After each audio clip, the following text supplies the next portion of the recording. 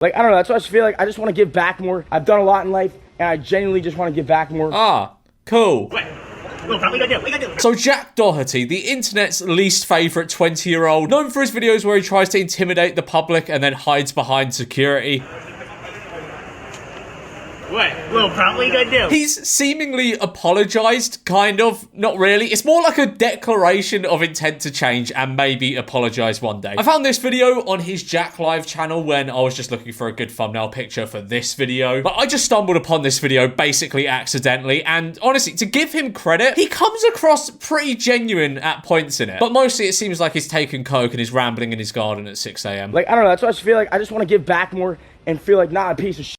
Like, I've done a lot in life, and I genuinely just want to give back more. Okay, why haven't you been doing that then? Why did you just make videos for controversy's sake? Because that is what he does. He just makes videos for the sake of being controversial. Just help people and feel like I've made an impact on people's lives and not just doing things for views. You know what I mean? It's like I want to change, and I just want to be a good person, and I want people to see me as a good person. Yeah, I mean, that is going to take quite a bit of work, considering there is not a single soul on the internet that's heard of you and has a positive opinion, or at least nobody over the age of 18. But in fairness to him, since posting this video, he seems to have stuck to his word, kinda. I don't watch Jack Doherty videos outside the amount I need to watch to make videos, but I had a look at his most recent video, and there's points where he gives money to the homeless and just random people as well, which is, you know, a nice thing to do. I have opinions about people giving money to people on camera. I feel as though a lot of the time people do it just to kind of boost their own self-image and be like, oh, look at me, I'm a good person. I can't believe I'm saying this, but in fairness to Jack, it does seem like this isn't just for the cat. Like, a lot of it is. A lot of it is to try and build up his image again. I mean, there wasn't really much image to begin with, but to try and elevate his image to him being like a good person and a changed person. And you know what? Fuck it. It's a step in the right direction, innit? He is still promoting porn to kids through his shorts though, so you know, long road ahead. And it's like, I'm only 20 years old,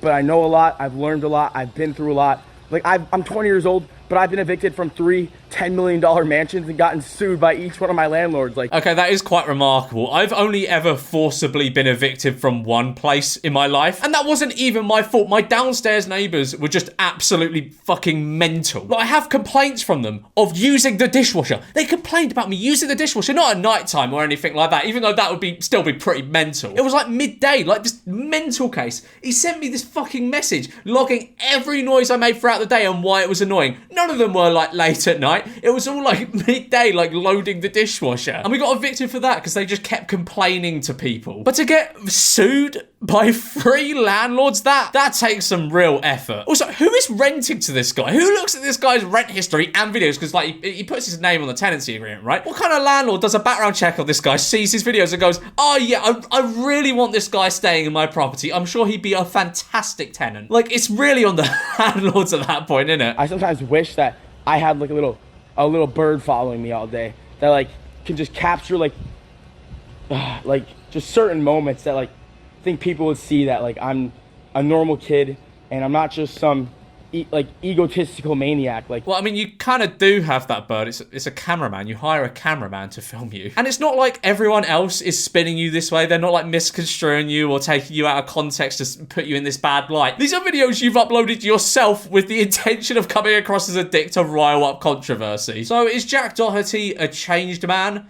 I don't fucking know. It seems as though he's taking a few steps in the right direction. Like, it's been a while since I've seen clips of him surface where he's been like annoying someone on the street, and then when they retaliate, he gets his bodyguard involved. But then again, that is basically the absolute bare minimum, innit? It's the end of.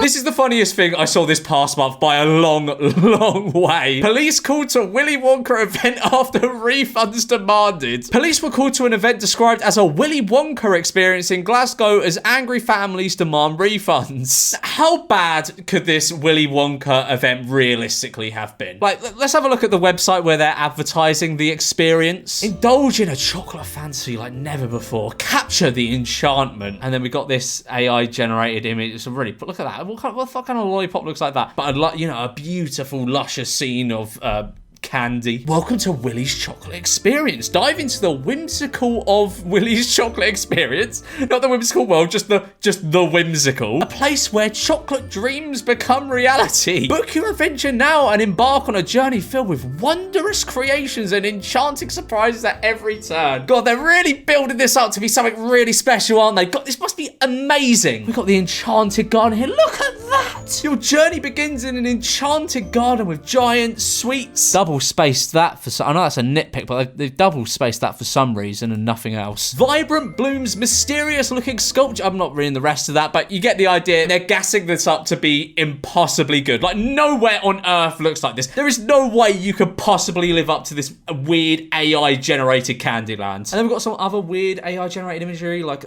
the Imagination Lab. What the fuck is the Imagination Lab? What has that got to do with Willy Wonka? The Twilight Tunnel. What? So we've got lighting, dim light, twirling, deprecations, Todd Jackson, unpretty, unexpected twists. I'm gonna be real. If you're falling for this fucking website, that's on you.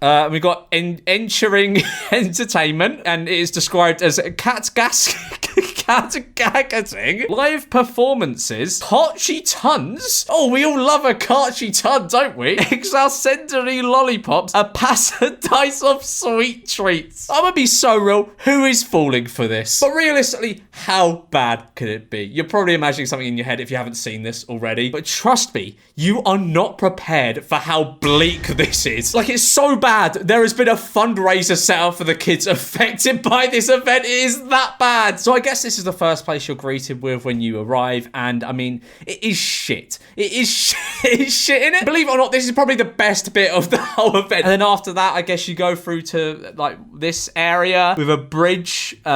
Again, it's shit. It is shit. Also, I feel as though I should mention now that this cost £35 to enter. £35 to go here. That's like going to Thorpe Park. Would you rather go to Thorpe Park or this place? Because honestly, I could say this place. This would be a far funnier day out. And then you got... you got the... I don't even know what this area is. Like the dining area, you got a bouncy castle. It's just in a warehouse. It's a barely decorated warehouse. Another photo from the... And this place was described with words like cat-gacketing and Karchi Tons. This is the least Karchi Tons place I've ever seen in my life. Then you got this magical rainbow. God, I bet their parents felt as though they were getting their money for value here. To see the smile on their children's faces as they walked under the magical rainbow. What does that even have to do with Willy Wonka's chocolate factory? Have we got this area? It's just depressing, isn't it? We've got a sign where Willy's is spelled wrong. I don't even know what they were going for with this. Like, they've just put a banner of some AI-generated Candyland they bought off Temu on a large white wall. It would be better if that just was not there. And then we got... okay, so they were... also, so with the cost of admission, you also get a very generous quarter cup of lemonade, as you can see here. This is fucking criminal.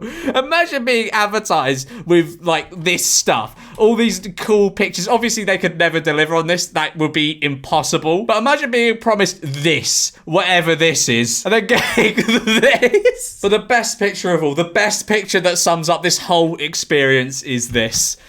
I just pressed a balloon. Oh, it's fucking fantastic.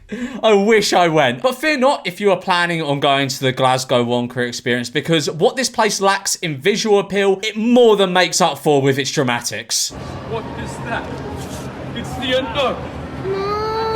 What the fuck is that? I don't remember that from the movies. But at this point, this is just sad. One of the actors that played Willy Wonka at this absolute disaster spoke out about the nonsense that he was made to read as his role of Willy Wonka. The script was 15 pages, monologue, pretty much, of AI-generated gibberish. I will read some for you if you want. In fact, no, I don't even need to read it, because I learnt it all. But one of my favourite lines was, "There is a man who lives here.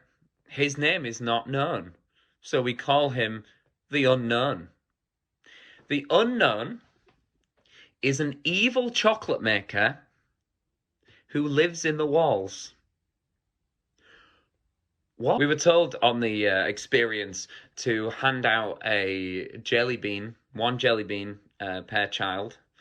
And and a quarter of a cup of Tesco's own brand lemonade. Oh, it's good to know that they were provided for well. Wouldn't want them having too many E-numbers. But he makes a great point right after this as well. Why didn't they sell chocolate? They didn't sell chocolate at this event. There was no chocolate to be found. The children were just given one singular jelly bean. I mean, I guess they couldn't break the bank. The tickets were only 35 quid. They were at a risk of running a loss there. The event was ran by a guy called Billy Cool, who you only need to Google search to find out what other mischievous hijinks he's been up to. Ultimately, he's a con man. He overpromised to an unrealistic level with this and underdelivered marvelously and then posted an apology video. So sorry to everybody for, the sheer and utter disappointment. We did try to continue the event in the best manner in which we could.